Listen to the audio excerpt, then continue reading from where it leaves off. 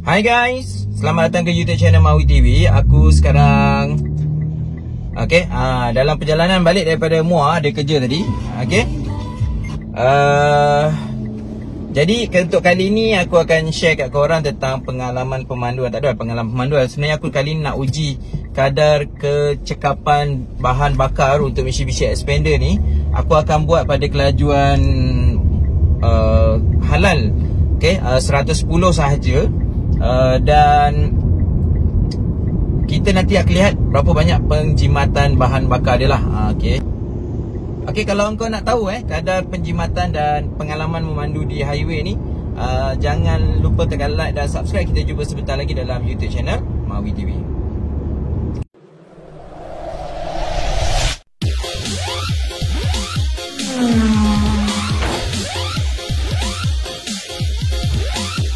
Aku minta maaf, kamera ni tak menyala, jadi korang kena ngadap gambar aku berjalan sepanjang ni. Aku sekarang berada di Pagoh, kilometer 134 lepas tuan minyak di Petron Arena Pagoh arah selatan.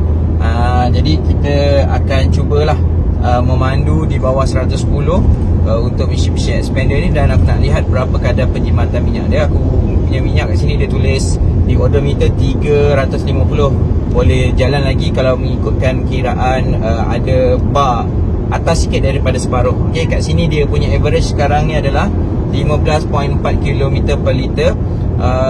Untuk semasa aku pergi Muar tadi, aku ada bawa kelajuan berbeza lah untuk buat video yang aku dah tunjukkan sebelum ni. Jadi yang ni aku memang untuk khas untuk kelajuan di atas lebuh raya sahaja. Perjalanan mungkin mengambil masa lebih kurang, bukan mengambil masa lah, perjalanannya mungkin hampir 100 km lah, daripada 132 sehingga ke Kulai 100 pula kilometer 30 lebih kurang. Jadi kat situ lebih kurang ada 100 km. Jadi aku nak uji berapa jimatnya Mitsubishi Xpander ni. Aku tak pasti sama ada korang dengar ke tak dengar. Aku perasan bunyi, ada satu bunyi angin yang agak lain daripada bunyi angin yang masuk ni lah.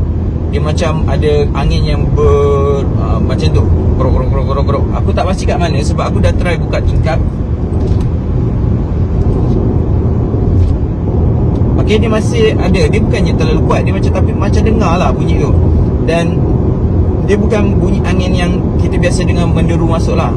Dia macam besar ruangan dia. Tak pasti kat mana angin tu sebab aku berada di kawasan Mandu. Aku tak pernah duduk di kawasan yang ini di lain ni. Jadi aku tak boleh nak kesan dekat mana bunyi dia. Kalau diorang kata dulu ada bunyi bersiul kerana oleh faktor side mirror punya laluan angin tu, ruang antara side mirror tu, dia kata kat situ punca yang bunyi angin tu. Tapi yang ini aku macam tak rasa bunyi tu bersiul. Dia macam bunyi angin yang bergolak lah, macam itu lebih kurang. Jadi kalau korang ada masalah yang sama, boleh gunakan ruang komen untuk share dengan aku apa sebenarnya puncanya dan adakah ianya masalah apa. Aku mula ingat dia masalah aircon vent kat belakang ni. Mungkin angin masuk, kemudian angin tu ada benda yang macam bilah yang patah ke apa ke yang menyebabkan halangan lah kepada angin tu keluar. Tapi sebenarnya bila aku matikan, jadi aku tak buka pun. Jadi aku tak pasti kenapa bunyi tu terhasil. Dan aku hampir yakin ianya bunyi angin lah. Sama ada angin daripada dalam aircon vent ni atau angin dari luar yang masuk dari celah-celah mana. Alright. Tadi aku dah gunakan juga laluan mendaki di Pagoh ni, kan ada laluan mendaki yang agak panjang. Aku cuba tak adalah ada tekanan yang tinggi sangat. Tapi mungkin sebab aku hanya bawa seorang. Kalau kapasiti penuh ialah kalau 7 orang ataupun 6 orang sekalipun, kalau kita dah harapkan dengan berat 60 kg, jumlah tu aku rasa hampir tambahan 350 hingga ke 400 kg lah untuk berat Xpander ni dalam 1.3 hampir 1.4 tan, tambah dengan orang yang seberat tambahan 300 kg lagi daripada berat aku yang ada untuk driver, tambah lagi 4 atau 4 orang. Aku rasa itu memberi sedikit kesan lah. Tapi yang ini bawa seorang mungkin tak apa-apa nak terasa lah. Setakat ni bunyi angin, bunyi tayar tak adalah begitu kuat, bergantung pada permukaan tar ni. Kadang-kadang bila tar yang licin tu sangat senyap, tapi bila tar yang kasar ni dia akan, atau tar lama ni dia akan bunyi dia lebih bising lah. Nanti aku try juga gunakan auto cruise untuk pemanduan ni supaya konsisten lah dia punya speed ni. Kalau ikutkan pengalaman aku, expander ni kalau nak jimat dia punya speed dia dalam 80 ke 90, tapi kat highway tak padan lah kalau kau nak buat kelajuan macam tu kan. Okay, tapi kalau kau dapat buat kelajuan macam tu, aku rasa penjimatan minyak dia lagi banyak lah. Jadi jom kita test penjimatan minyak ni. Sebab sebelum ni aku hanya akan dapat dalam 16.5 untuk pemanduan yang sangat santai, 80 km speed biasa. Tapi yang ini mungkin kelajuan 110, kelajuan yang mungkin tinggi daripada daya atau kuasa enjin dia. Jadi kita akan lihat sama ada dia boleh tak dapat 16 dan ke atas tu. Sebab kalau kita lihat hari tu aku buat test BIOS bila 110 speed dia punya penjimatan minyak tu lebih buruk daripada pemanduan di jalan raya biasa dengan kelajuan 80 ke 90 dan 100. Okay, tapi yang ni nanti kita tengoklah sama ada dia boleh dapat tak lebih daripada 16 ataupun mungkin boleh capai 17 km per liter. Okay, ni macam laluan ni terbaru ni bunyi dia agak senyap lah.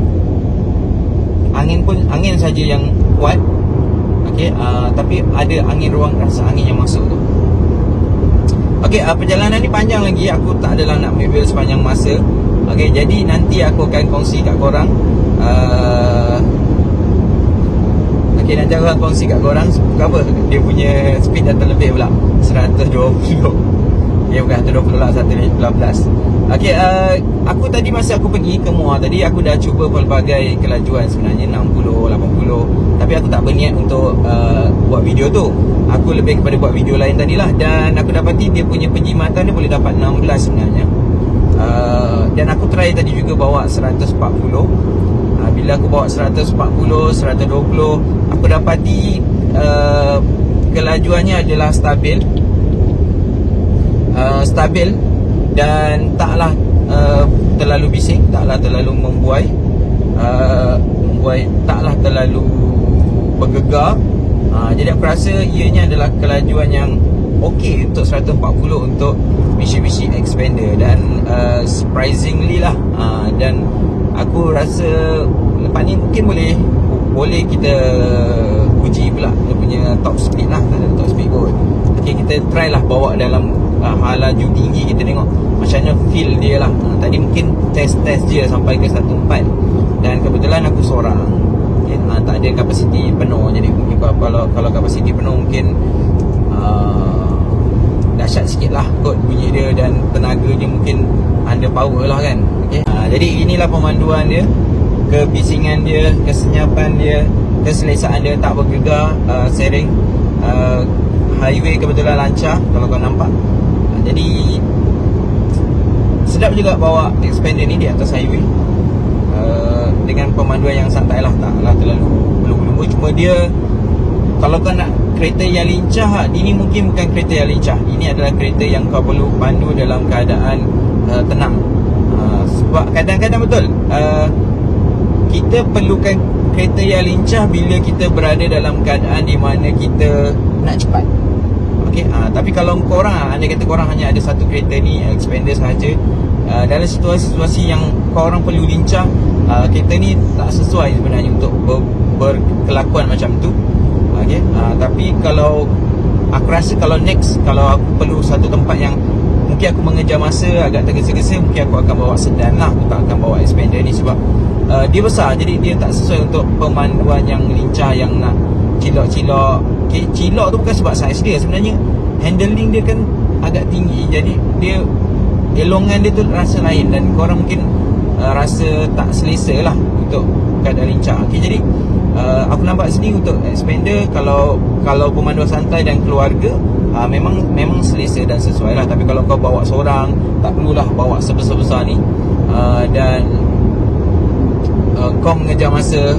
Jadi ini bukan yang sesuai lah. Tapi kali ni sebab aku memang memilih bawa ni untuk test kat highway. Untuk next nanti dah selesa lah. Bila bawa family aku dah tahu lah dia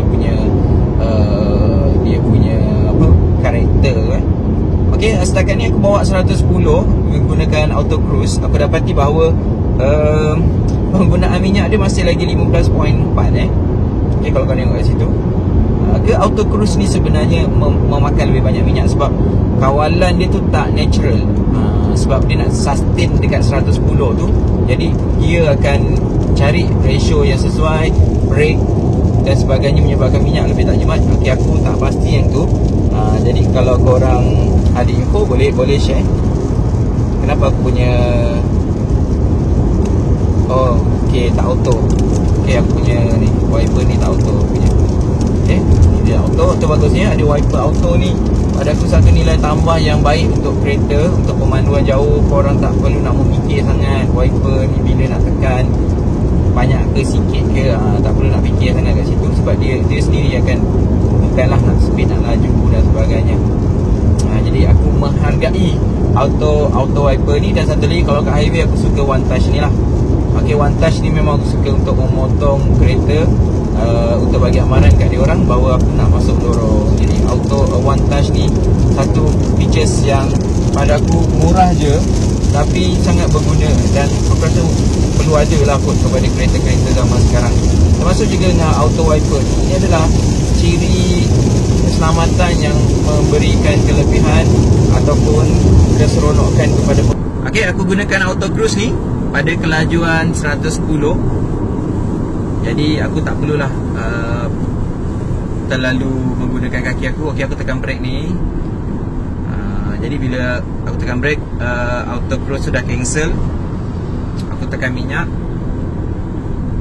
cari ruang sesuai untuk motong. Okey, one touch, potong. Lepas lori ni aku set balik auto cruise ni. Okay, yang penting jangan lebih 110 lah kita punya target kan.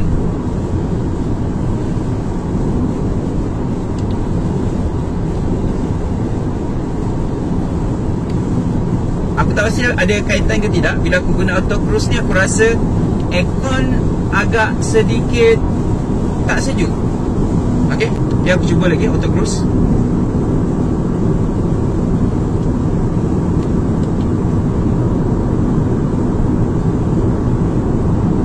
Okey, kelajuan 110.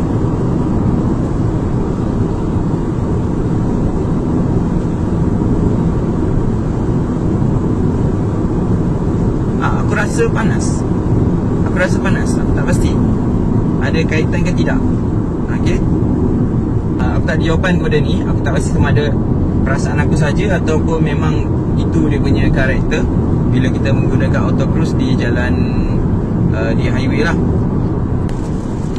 Okey, teori itu mungkin tak tepat dalam keadaan ini, ataupun semasa kelajuan yang dia boleh capai, yang tiada perubahan ratio gear ke ataupun tiada tekanan untuk dia pergi, mungkin aircon berkeadaan normal. Tapi bila dia perlu cari speed untuk pergi, untuk mencapai target 110 tu, mungkin aircon diturunkan sedikit kesejukannya untuk memberi kuasa kepada enjin. Mungkin itu yang berlaku. Okey, setakat ni aku masih lagi macam aneh sikit. Sebab apa?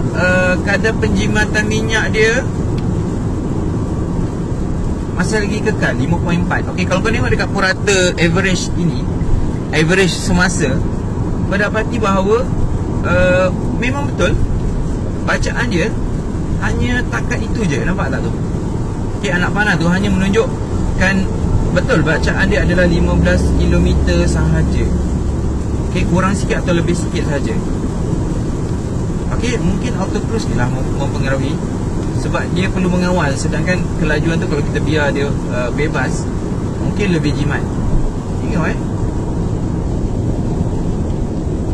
memang dia kurang sesuai untuk kelajuan melebihi 100 saja. Okay guys, aku berada di Plaza Tol Kulai. Okay, ini lepas hampir 100 km dengan kelajuan halal. Okay, dia punya bacaan adalah 15.9 km per liter. Okay, kemudian kalau kau tengok kat sini, average speed dia tulis kat situ 70. Aku tak faham macam mana boleh dapat 70, sedangkan aku memang fully atas highway dengan kelajuan yang malar je. Okay, tapi dia kira 70. Aku tak tahu macam mana indikator dia kira tu. Okay, kemudian nampak kat sini dia punya daun tu semua hijau. Okey, bila daun semua hijau, okey, Okay, bermaksud aku membawa dalam keadaan pemanduan eco sepenuhnya. Bukan button eco, tapi pemanduan yang cermat lah, dengan kaki yang taklah tekan kuat sangat. Alright, jadi itu adalah bacaan yang aku dapat untuk hampir 100 km pemanduan di highway. Jadi itu saja perkongsian aku pada hari ini. Aku harap dapat beritahu info kepada korang lah lepas ni, berapa anggaran korang boleh bawa penjimatan di highway atau di lebuh raya. Aku rasa nak jimat lagi boleh. Korang perlu bawa dalam 80 tu macam slow sangat di highway kan. Korang mungkin perlu bawa dalam 90 ke 100 km sejam untuk dapat bacaan yang lebih baik. Satu lagi, dengan bacaan 15 km per liter, kalau darab dengan 45 km, korang boleh dapat sebenarnya dalam hampir 650 km untuk setangki penuh. Okay? Itu kiraan akulah yang kasar. Alright, jadi itu saja. Jangan lupa like dan subscribe YouTube channel Mawi TV. Assalamualaikum. Bye.